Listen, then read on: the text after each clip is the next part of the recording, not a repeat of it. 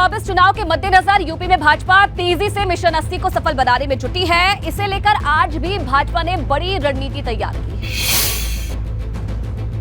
एक तरफ जहां भाजपा 9 साल की उपलब्धियों पर महा जनसंपर्क अभियान चला रही है, वहीं मिशन 80 के लिए अलग अलग मोर्चे पर भी कमान संभाल ली है। सोशल मीडिया के इस्तेमाल और युवा ब्रिगेड को बूथ स्तर के काम में लगाने के बाद अब रेड जोन वाली 14 सीटों पर फतेह की रणनीति तैयार की है। यूपी भाजपा अध्यक्ष भूपेंद्र चौधरी और संगठन मंत्री धर्मपाल सिंह की मौजूदगी में मंथन हुआ।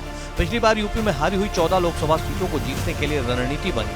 14 लोकसभा सीटों के प्रभारी और उस क्षेत्र की विधानसभाओं के प्रभारी भी मौजूद रहे। पदाधिकारियों ने इन सीटों का फीडबैक लिया और बूथ मजबूत करने पर फोकस किया। पूरे देश भर में एक जनसंपर्क अभियान, महाजनसंपर्क अभियान चला रहे हैं। मैंने अभी कहा कि हमने 7 कार्यक्रम लोकसभा के हिसाब से, 4 कार्यक्रम विधानसभाओं के हिसाब से और बूथों के हिसाब से 3 कार्यक्रम हम लोग 1 महीने में करने वाले हैं। दरअसल 2019 में भाजपा ने यूपी में 80 लोकसभा सीटों में से 64 सीटों पर जीत दर्ज की थी, लेकिन जून 2022 में हुए उपचुनाव में आजमगढ़ और रामपुर लोकसभा सीट पर भी परचम लहरा दिया। इसके बाद अब बाकी बची 14 सीटों के लिए रणनीति तेज कर दी है। भाजपा के लिए ये सीट अहम क्यों? अम्बेडकर नगर सीट 2019 लोकसभा चुनाव में हार मिली। अम्बेडकर नगर सीट 2022 में जिले की सभी 5 सीटों पर हार।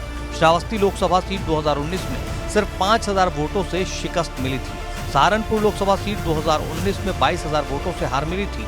अमरोहा लोकसभा सीट 75000 से ज्यादा वोटों से शिकस्त मिली। संभल लोकसभा सीट 1.5 लाख से ज्यादा वोटों से करारी हार हुई थी। इसके अलावा रायबरेली, लालगंज, गाजीपुर, मऊ, मैनपुरी, नगीना, जौनपुर लोकसभा सीट पर भी हार का सामना करना पड़ा था। तो भाजपा ने बहुत पहले से ही 2024 लोकसभा चुनाव में जीत की हैट्रिक लगाने की तैयारी शुरू कर दी है, लेकिन अब सपा भी 2024 में वापसी की तैयारी में जुट गई है, जिसके लिए पार्टी ने एक कार्य योजना तैयार की है।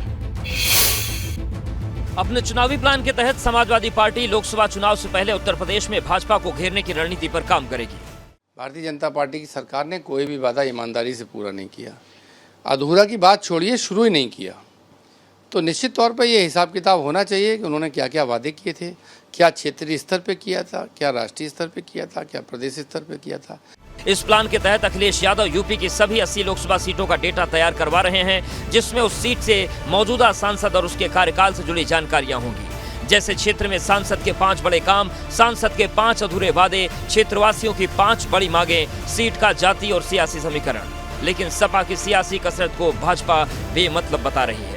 पक्ष के लिए सत्ता पक्ष की नाकामियां ही मुद्दा होता है, तो समाजवादी पार्टी जुटा रही है, लेकिन वो नाकामियां बताएंगे और हम उपलब्धियां बताएंगे। दरअसल यूपी में लगातार मिल रही जीत भाजपा की इस आत्मविश्वास की बड़ी वजह है। ऐसे में बड़ा सवाल है कि 2014 से अब तक लगातार हार का सामना कर रही सपा इस आक्रामक रणनीति से 2024 में वापसी करने में क्या कामयाब हो पाएगी? तो सपा कैसे भाजपा की घेराबंदी की तैयारी में है, वो भी समझना जरूरी है। दरअसल सपा ने प्लान के लिए एक खास फॉर्मेट तैयार किया है और जीत के लिए सपा ने यह फॉर्मेट तैयार किया है। देखिए, 80 लोकसभा सीटों का डेटा जुटाया जा रहा है। डेटा में वर्तमान सांसद से जुड़ी जानकारी होगी। पिछले चुनाव में सांसद के किए वादों का डेटा, वादों के पूरा होने या नहीं होने की जानकारी भी इसमें साझा की जाएगी। नए सांसदों से उम्मीदों की जानकारी होगी। पार्टी प्रशासन को लेकर सलाह का जो डेटा है वो भी तैयार किया गया है। इसी के साथ साथ लोकसभा चुनाव से जुड़ा हर जरूरी जो डेटा है वो भी मांगा गया है। डेटा मिलने के बाद आगे की रणनीति पर मंथन किया जाएगा। तो ये पूरा प्लान है समाजवादी पार्टी का। अब साइकिल दौड़ाने का अखिलेश यादव का प्लान क्या है, ये भी जरा समझिए। 2024 में सॉफ्ट हिंदुत्व के सहारे चुनाव लड़ना, जमीन और मनोबल मजबूत करने पर जोर दिया जा रहा है।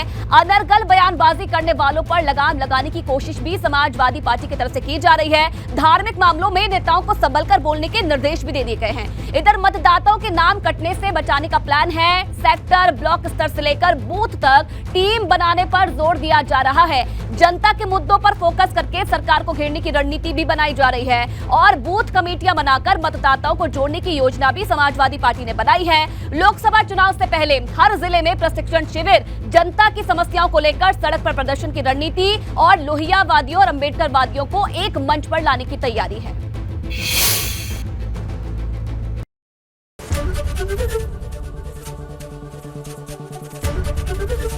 एबीपी गंगा, खबर आपकी, जुबान आपकी।